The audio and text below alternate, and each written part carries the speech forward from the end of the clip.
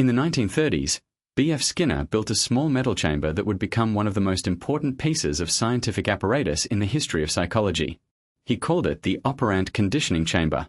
Everyone else called it the Skinner box. Its design was elegantly simple: an enclosed environment, a lever or button for the animal to press, a food dispenser connected to the lever, and recording equipment to track every response and every delivery of food. The result was a perfectly controlled experimental world in which the relationship between behavior and its consequences could be measured with a precision that no previous behavioral research had achieved. Skinner's insight was methodological before it was theoretical. He recognized that the reason psychology had struggled to establish reliable laws of behavior was that its experiments were too noisy, too many variables, too much that could not be controlled. By placing an animal in a small, undistracting environment where almost nothing could happen except the target behavior and its consequences, and by automating both the delivery of reinforcement and the recording of responses, he created conditions in which the effects of different reinforcement arrangements could be observed with crystalline clarity. The early experiments established the basic principles of operant conditioning. A rat placed in the chamber would eventually, through random exploration, press the lever. If the press was followed by a food pellet, the behavior would increase in frequency. The rat had learned something, not through instruction, not through imitation, but through the direct experience of consequence. Remove the food, and the behavior gradually declined.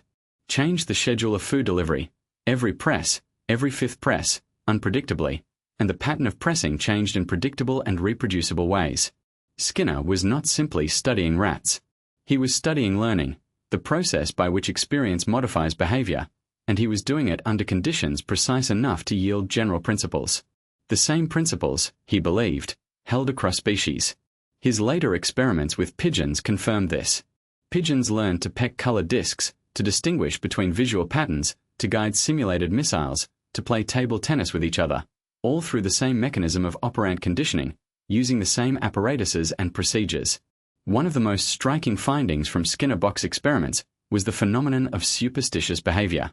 In experiments where food was delivered at regular intervals regardless of what the pigeon was doing, the pigeons developed elaborate and idiosyncratic rituals, turning counterclockwise, hopping, bobbing their heads, that happened to precede the first few deliveries by chance and were then reinforced and elaborated. The pigeon was acting as if its behavior were causing the food delivery, even though no such relationship existed. Skinner called this superstitious conditioning, and he noted that the mechanism was not peculiar to birds. Human beings do the same thing. We wear lucky socks on game days. We tap the computer screen before submitting an important document.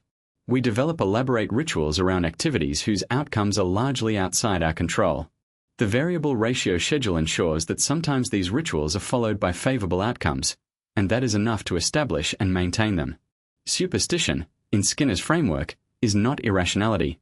It is the predictable consequence of reinforcement operating in the absence of true causal knowledge.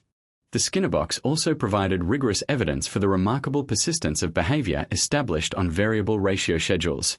Rats and pigeons that had been reinforced unpredictably would continue pressing levers and pecking discs for hundreds or thousands of responses after reinforcement was completely withdrawn, far longer than animals trained on continuous reinforcement or fixed schedules.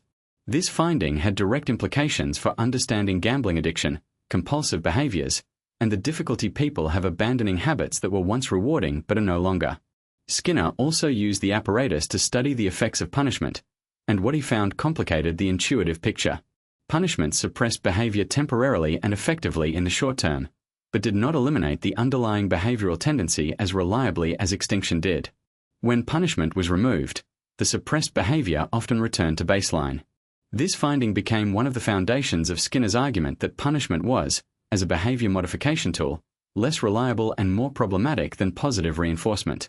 Critics of the Skinner box raised legitimate concerns. The confined, impoverished environment was artificial, and they questioned whether principles derived from it could generalize to the richly social, cognitively complex world that human beings actually inhabit. Skinner acknowledged the artificiality. He argued that it was precisely the point, that controlled conditions were the only way to isolate causal relationships, and that the principles derived from the chamber had in fact generalized extensively to complex real-world settings. The practical applications of Skinner box research have been vast. Applied behavior analysis, token economy systems in psychiatric hospitals and schools, systematic training programs, and therapeutic interventions for a wide range of behavioral problems all draw on principles first rigorously established in that small metal chamber. The behavioral engineering that shapes billions of daily interactions, social media algorithms, video game reward systems, customer loyalty programs, rests on the same foundation.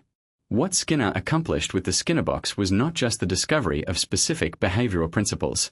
He demonstrated that behavior was lawful, that it followed principles as regular and as discoverable as the principles governing physical phenomena. This was a genuinely radical idea in an era when human and animal behavior was often discussed in terms of instinct, will, or mysterious inner forces.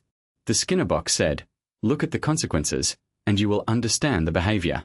Subscribe to Psychology Theories Explained to explore more of the ideas that shape the modern mind.